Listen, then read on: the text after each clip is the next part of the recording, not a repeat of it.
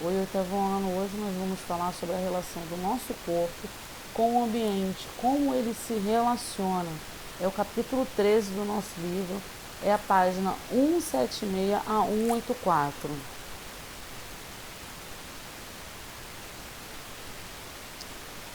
Vamos começar falando o que quer dizer, como que a gente consegue reagir a alguns estímulos que a gente tem, como sentir o gosto, o cheiro, associar isso no nosso cérebro e por que a gente reage a esses tipos de estímulos, tá? Vocês já devem ter reparado que muitas modificações corporais ela acontece quando a gente sente frio. Algumas delas elas ocorrem sem que tenham ordenado, com um arrepio de pele ou um tremor. Nós começamos a tremer, a gente sabe que a gente está sentindo frio, a gente fica arrepiado. Isso são ordens, são comandos que partem do nosso sistema nervoso, tá? O nosso sistema nervoso, ele apresenta uma imensa rede de células, sendo as principais chamadas de neurônio, que se comunicam com enorme velocidade e nos permite interagir com o ambiente em que a gente vive. Essas células, elas estão ligadas ao órgão dos sentidos, que detectam estímulos do ambiente. Dessa forma, a gente pode ver, ouvir, sentir o cheiro, o gosto das coisas, caminhar, perceber o perigo, alterar emoções ou várias funções que a gente pode ter. Esses estímulos, eles são captados com um conjunto de neurônios, que a gente chama de nervos, que são enviados para o cérebro ou para a medula espinhal, dos dois importantes centros nervosos do nosso sistema. Nessa imagem aqui do lado, nós temos exatamente, está vendo aqui, ó, sistema nervoso central, o nosso cérebro que comanda tudo, a medula espinhal que ela faz o contato com o nosso restante do nosso corpo, tá vendo? Com gânglios, com os nervos, nós vamos ver exatamente direitinho. Aqui embaixo, eu não sei se vai dar para vocês visualizarem direitinho. Deixa eu voltar aqui para vocês. Aqui nós temos o neurônio, o corpo do neurônio, que a gente chama de axônio. Nós temos a bainha, nós temos o axônio. Nós vamos falar direitinho um pouco mais à frente sobre eles, tá? É importante nós sabermos que a comunicação entre os neurônios é feita através de uma sinapse nervosa. O que é isso? Ela permite a transmissão química de impulsos nervosos de forma unidirecional, sem que as células precisam se tocar. Na região onde ocorre a sinapse entre os dois neurônios, é a membrana que envia o estímulo. A gente chama de pré-sináptica. E a membrana que recebe o estímulo de pós-sináptica. Essas duas membranas, elas se encontram em um microespaço chamado de fenda sináptica, tá?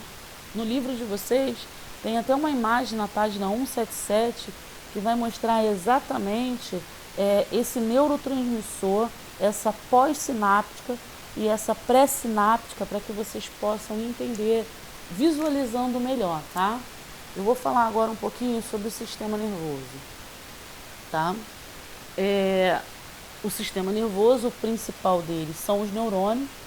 O neurônio, ele é formado por um corpo celular, centro metabólico da célula com um núcleo grande. Dele parte diversas ramificações, tá vendo?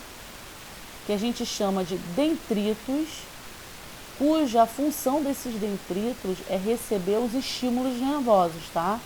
É receber. A célula, ela segue com um longo prolongamento no seu corpo, tá vendo? Que a gente chama de axônio, cuja extremidade a gente chama de dendritos terminais, tá? A função dos axônicos é a transmissão do impulso nervoso a outro neurônio ou outro tipo de célula, como as células musculares e as glândulas. A comunicação entre os neurônios ou deles com outra célula a gente chama de sinapse nervosa. Exemplos de neurotransmissores são acetilcolina, adrenalina, noradrenalina, dopamina, serotonina, tem alguns outros. Então aqui nessa imagem vocês podem perceber exatamente um neurônio, tá? Os dendritos, que é a parte terminal do neurônio. Nós temos o corpo com o axônio, tá vendo? A bainha, que é uma emenda, e no final tem um terminal que a gente chama de axônico. Nós já vimos certinho o que são os neurônios e como acontece a sua comunicação com outros neurônios e com as células. Agora nós vamos ver o sistema nervoso central, o sistema nervoso. O sistema nervoso, ele se divide em duas partes principais. O sistema nervoso central, aqui na imagem dá para vocês verem, tá vendo? Sistema nervoso central e o sistema nervoso periférico, tá? Que a gente chama de SNC e SNP. O sistema nervoso central, ele se divide em duas regiões bem distintas, tá? O encéfalo, que é a partezinha aqui do cérebro, tá? E a medula espinhal, tá? Enquanto o sistema nervoso periférico, ele é formado pelos glândulos nervosos e pelos nervos espinhais, tá vendo? Nós temos os espinhais, temos os cranianos. Os cranianos, eles ligam a parte da face, boca. Os espinhais aos nossos movimentos inferiores e posteriores, que é nossas pernas e nossos braços. Lembra que eu falei anteriormente que o neurônio, ele tem um neurônio, tem o corpo, tem um axônio. Esse axônio, ele se comunica com outras células, essas células, ou os glândulos ou os nervos, tá? O sistema nervoso central, ele é responsável pelas emoções, regulação da fome, de sede, raciocínio, inteligência, várias funções. Ele é dividido em cérebro, cerebelo, tálamo, hipotálamo, ponte, mesencéfalo e bulbo. Tá vendo aqui, ó, mesencéfalo, lobo temporal, nós temos a ponte, o bulbo, ó, ponte, o bulbo. A gente tem a conexão junto à medula espinhal. Nós temos o cerebelo, que é a parte importantíssima do nosso sistema nervoso central. Ela é que se comunica com tudo isso que está aqui, que a gente está vendo, tá? O sistema nervoso, ele é protegido por um osso bastante resistente, que a gente chama de crânio, tá? No caso do encéfalo, é a coluna vertebral. No caso da medula, é a espinha, tá? Então aqui, ó, no caso do encéfalo, o que protege ele, certo, é a caixa craniana. E o que protege a medula espinhal, ou melhor, o que protege a coluna vertebral, né? A medula é a coluna vertebral. Algumas das regiões que ao longo da evolução do sistema nervoso se tornaram especializadas em exercer alguns tipos de função, tá? O cérebro é a região mais desenvolvida, onde a gente tem o encéfalo, que é dividido em hemisfério direito, esquerdo, unidos por um corpo caloso. Nós temos o cerebelo, que é a coordenação e o sincronismo de certos tipos de movimento, equilíbrio, postura. Nós temos o tálamo, que transmite informações nervosas para as partes específicas do nosso cérebro. Nós temos o hipotálamo, que controla a temperatura do nosso corpo, a sede, a fome, pressão arterial. Nós temos a ponte, que realiza a conexão do cérebro com o bulbo e o cerebelo. Nós temos o bulbo, que controla os movimentos respiratórios e os batimentos cardíacos. E nós temos o mesencéfalo, que se relaciona com o tônus muscular e a postura corporal. Ou seja, para cada parte do nosso cérebro existe uma responsabilidade para que a gente entenda o que está passando fora do nosso corpo e a gente transmita isso para o nosso corpo para que o nosso corpo entenda, tá? A medula espinhal, ela é muito importante, tá? Muito importante. Ela é responsável pela transmissão das informações sensoriais para o encéfalo e deixe para os órgãos efetuarem de suas ações finais, como os músculos. Ou seja, o que eu quis dizer aqui? Que o encéfalo ele é importante, a medula espinhal ela é responsável pela transmissão de informações sensoriais, ou seja, que nós sentimos, e passa para o nosso encéfalo.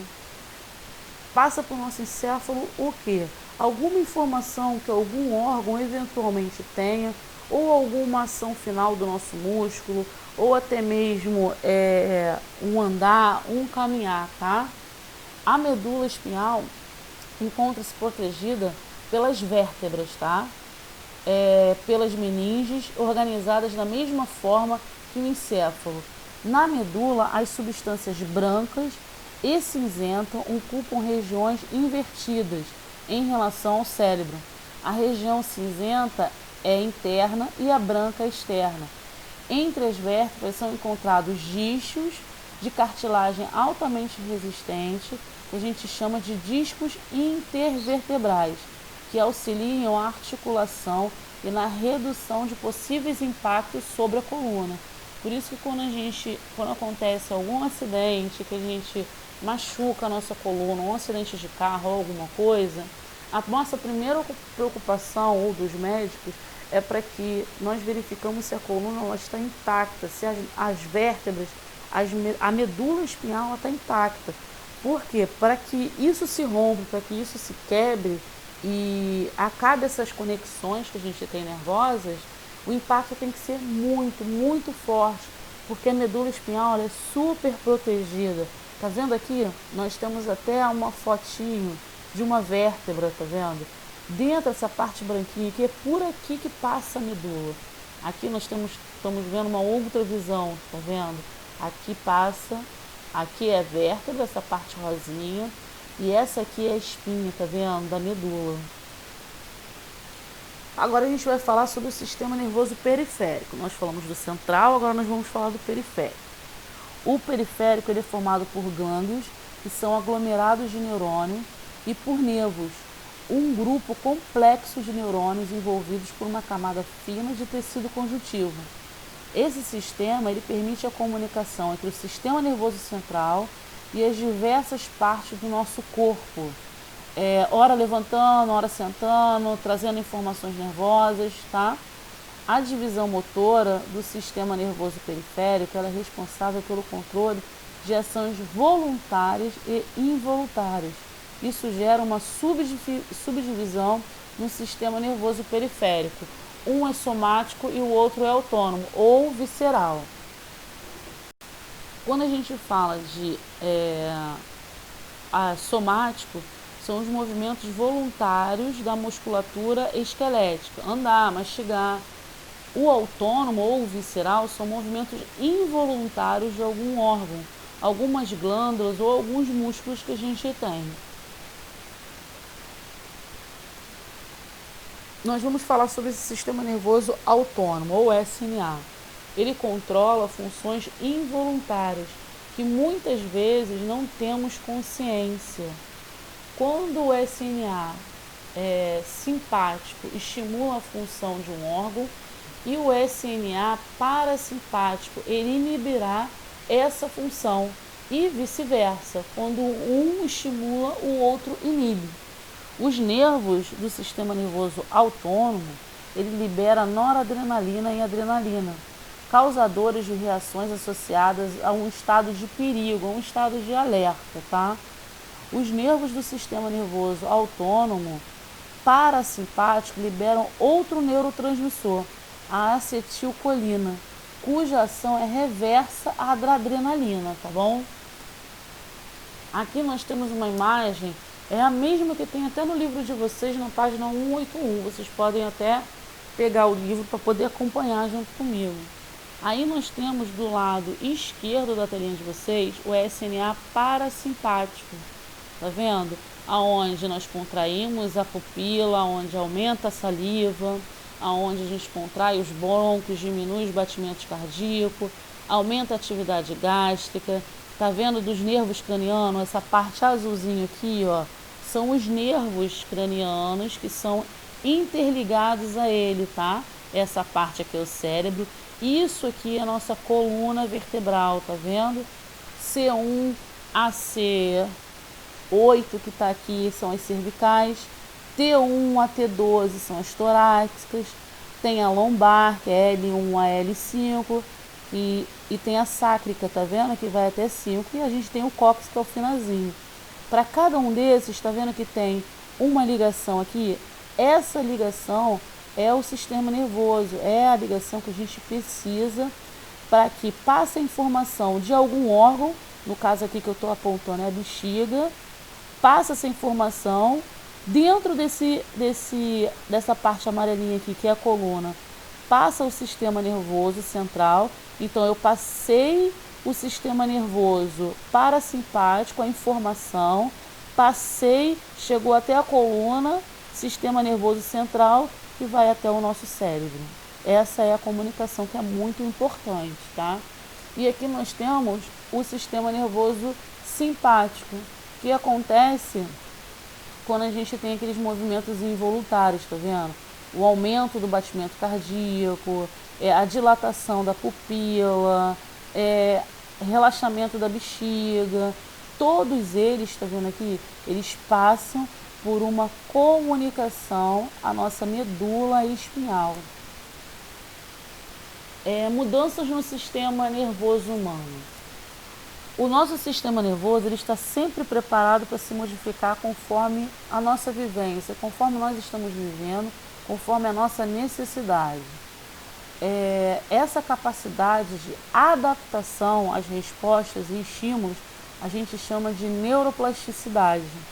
Além de compensar lesões ou perdas neurológicas ao longo da vida, essa habilidade permite que o cérebro se reorganize a partir dos neurônios, aumentando o número de conexões neurais.